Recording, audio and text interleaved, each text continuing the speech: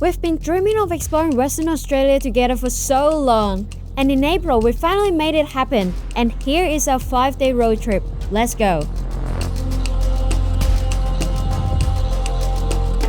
Western Australia, the biggest state in Australia, taking up almost 1/3 of the whole country. But while most tourists head straight to Sydney or Melbourne, Western Australia is like a hidden gem. We chose to explore it because it's full of raw, natural beauty. From picnics to dry deserts to adorable animals you won't find anywhere else. Plus, we wanted an adventure that's a bit off the beaten path, and Western Australia totally delivered.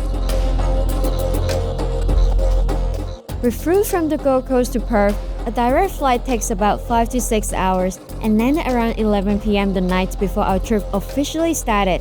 And guess what? Our first night, we slept in the car. It was a bit cold, kind of cramped, but honestly, a really fun way to start the adventure.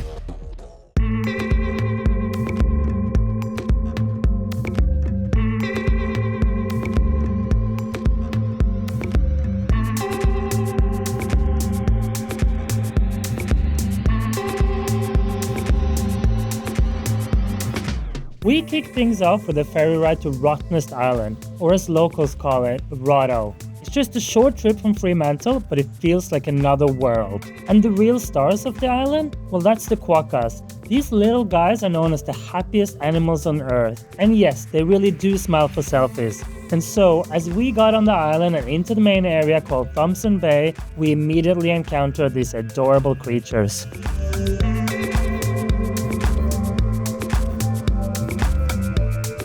You can go up on it. Yeah, go up to the door.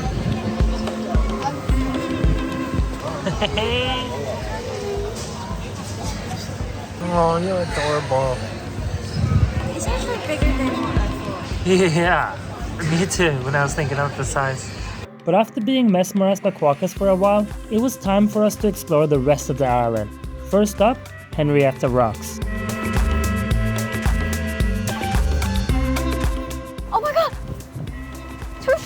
Dolphin! Polly claims she saw a dolphin. Do we believe her? I think it's shark and not fin because I just see again.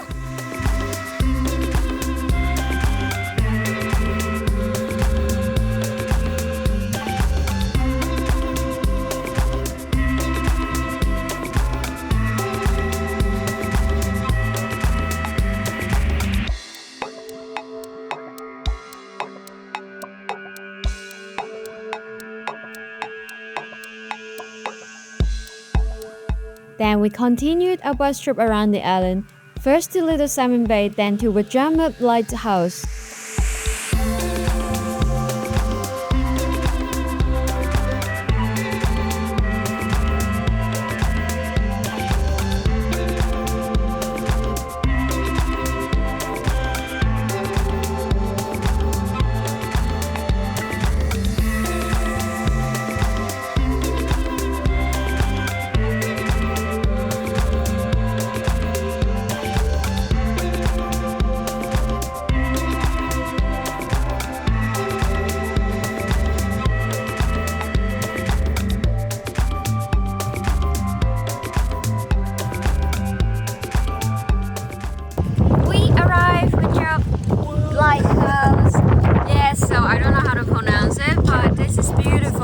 So that lighthouse still working, lighting up the Rottnest Island and see the sea. Polly was a shipwreck. There's also a lot of shipwrecks around the island.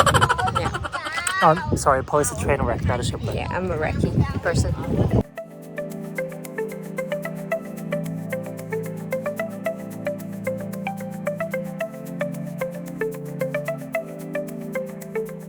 And at the lighthouse, we were greeted by more quokkas, and Polly spent way too long trying to get that perfect quokka selfie, but without real success.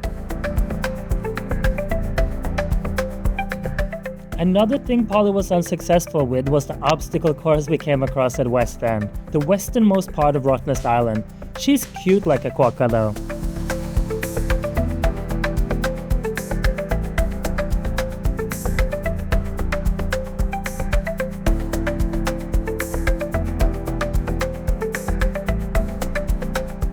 And as we got back to Thomson Bay and grabbed some food, we're not done with quokkas.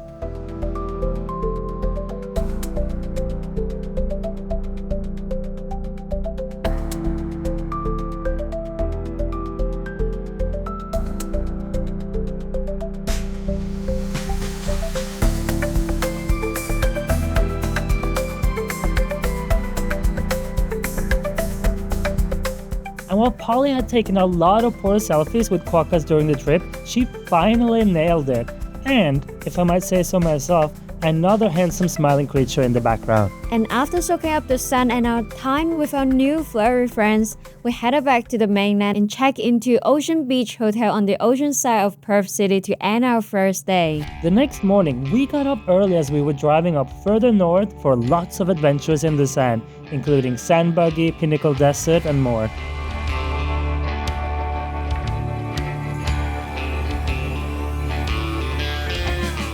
And oh, in case you didn't know, Western Australia has massive distances, and so if you want to get around easily, you likely want to rent a car like we did. And this of course also means that you will spend quite some time on the road. Luckily, we're okay with each other's company. You can see the sand in the distance.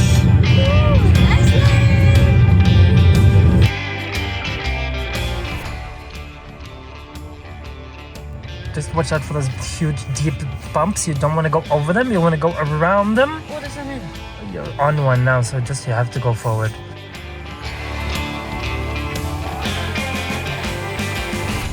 So our first stop was Lancelin. Here we had originally thought about climbing up sand dunes for some fun sandboarding. But as we got there, we realized we could take the adventure up a notch by riding a dune buggy. And this was also in part because we had tried some forms of sandboarding in the past at Rottnest Island. So instead we had the chance to take off one of John's bucket list goals.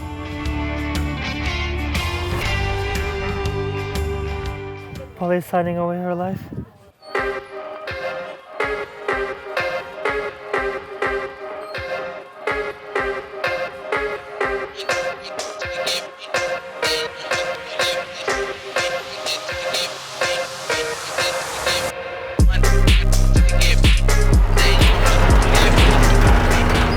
Do you feel the bumps at all? A lot! You don't feel it that much, huh? I can feel it here. Maybe you can.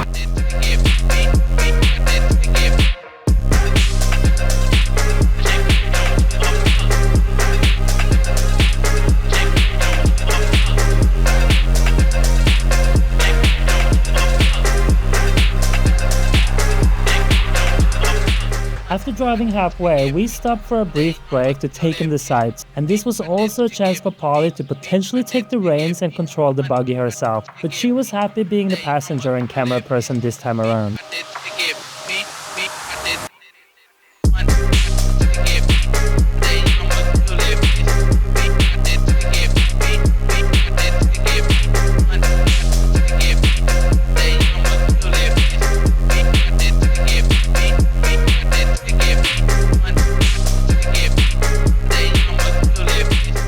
So exciting riding the sand dunes. I was nervous at the beginning of us rolling around and about all the bumps, but eventually I got comfortable with the experience. In the future, once we repeat this, I would definitely also dare to drive.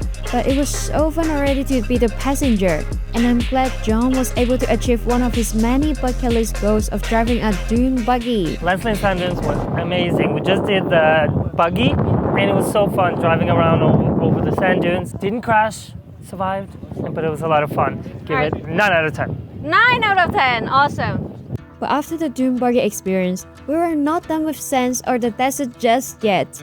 We were making our way to Pinnacles Desert.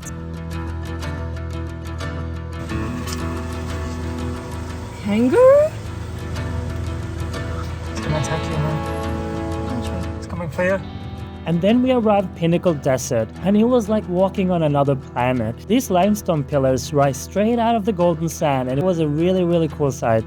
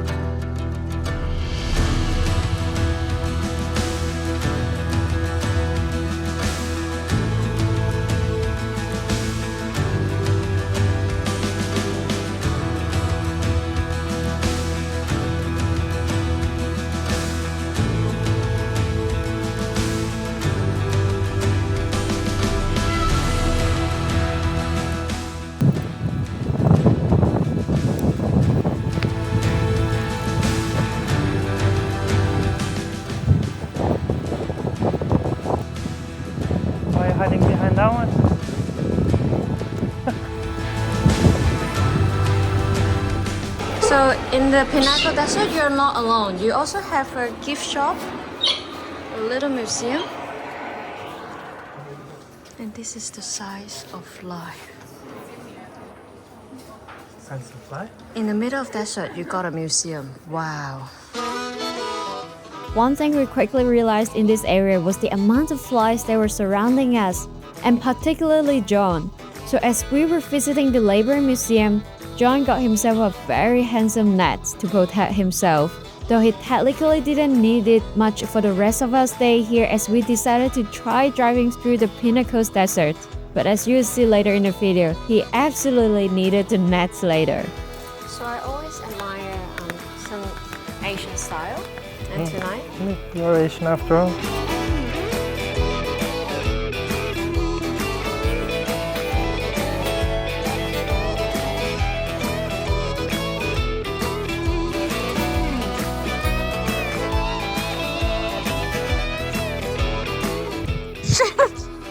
Stop. I'm in trouble. No kangaroo.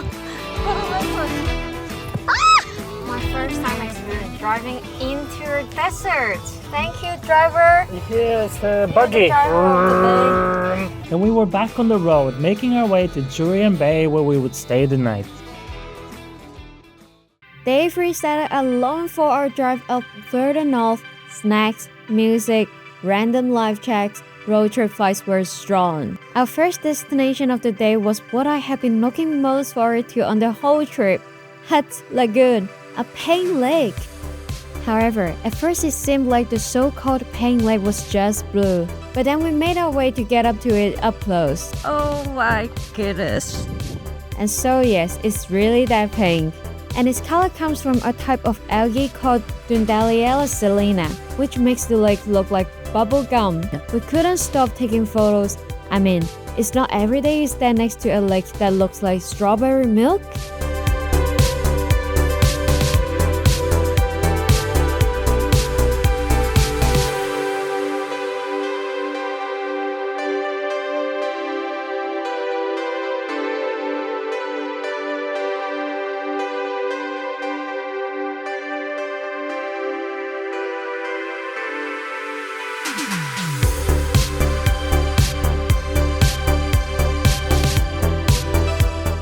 After that, we made our way to Kalbarri National Park, and more specifically, first to the Kalbarri Skywalk, which promised spectacular views, and it certainly didn't disappoint.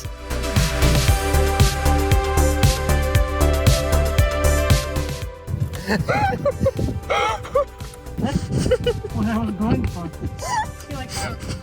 Like a beehive type of thing. Do you see it? Alright, let's take a selfie. Ah, beautiful selfie. We are here at the... We are here. That's not going to tell them anything. Okay. So we are here at the Kalbarri Skywalk. I got a very special guest with me today. So in front of us is all the nature, like trillions of trees, and so you will see skywalk like a little bridge. It's really beautiful, really huge. Oh my god, so many flies. But yeah. Whoa, look there.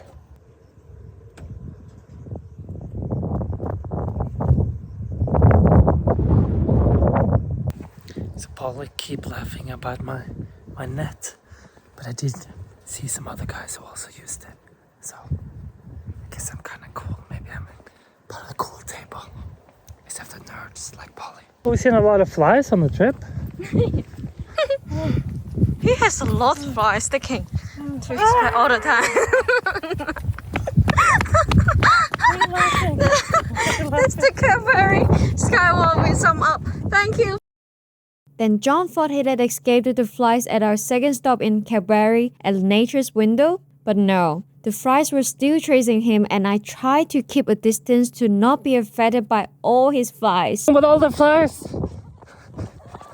I'm coming! I'm gonna kidnap you. Hands up.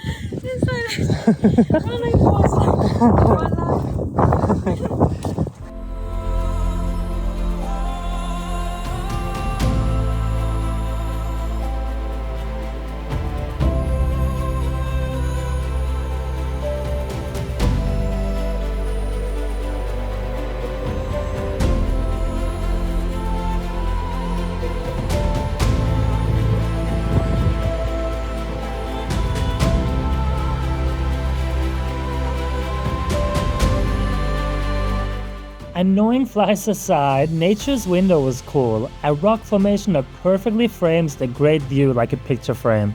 And then after lots of sightseeing and long distances in the car, we made our way to Kalbarri Edge Resort for the night, tired and happy. For our fourth day, we're in a long non-drive, making our way all the way back down south to Perth and even further south to Margaret River and Busselton. We are stuck in traffic in the middle of nowhere. Oh, so they have put up that road crash. I thought it was construction for a bit. Just went to the site of the accident, asked if they needed any help from a nurse and a medic. They didn't. This was easily our longest drive of the trip, over 8 hours on the road. Kalbarri to Busselton was no joke, but we made the most of it. We had coffee stops, swapped playlists, played guessing games, and may or may not have sung songs for hours. Sometimes the journey is the destination. And as it was already late, we made our way to a nice restaurant before taking an early night at Busselton Bed and Breakfast, which was super cozy, like staying at someone's lovely country home. On our final full day in Western Australia, we started the morning with a peaceful walk along Busselton Jetty, the longest timber-piled jetty in the southern hemisphere.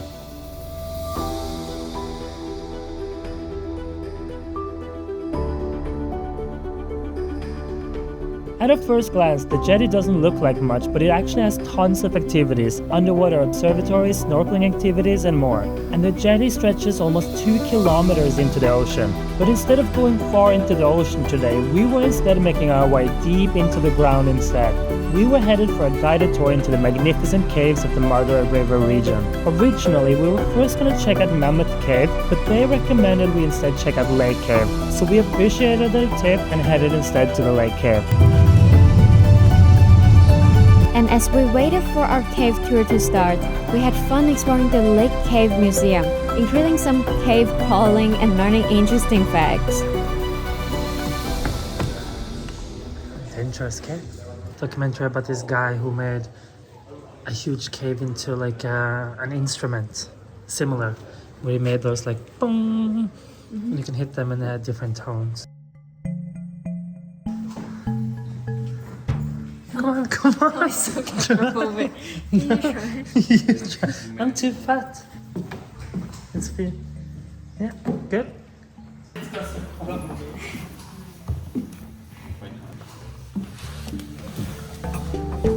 You can do it. Away him at the other. This is claustrophobic. Told you. I'm gonna slide out with my head first down there.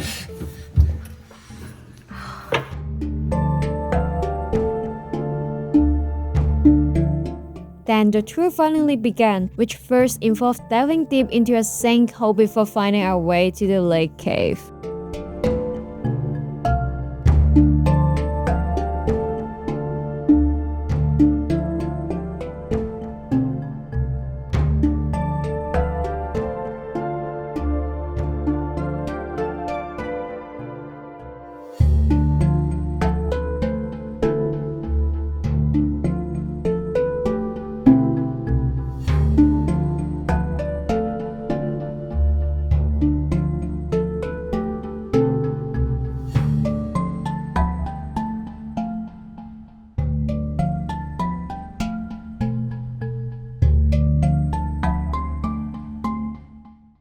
If you have a look up here, can you see maybe a mythical creature?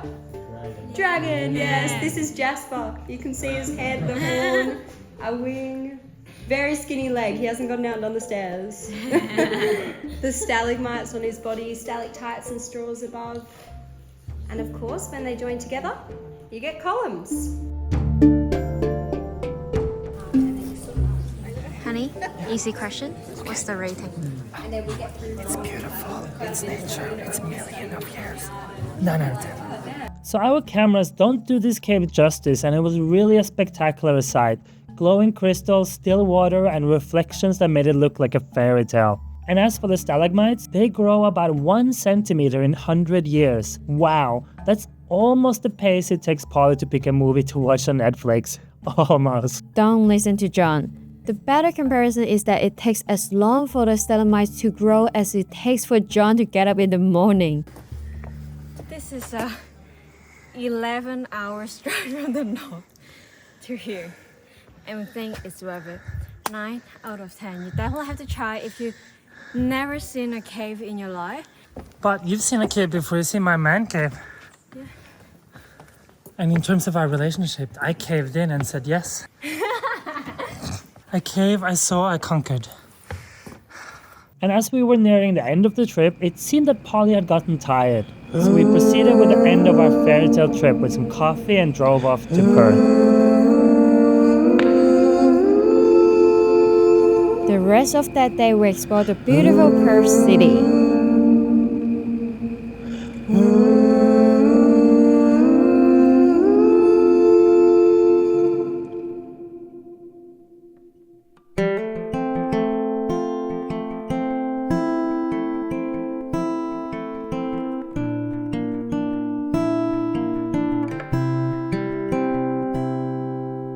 And that's how we ended our trip. From pink lakes to sandy deserts, from quokkas to skywalks, this trip gave us memories we'll never forget. If you're planning a Western Australia road trip, we would highly recommend it. Next up, we're swapping earth, sand and caves with something more aerial. And so, just like Polly, we'll leave you hanging until the next video. See you then. Bye.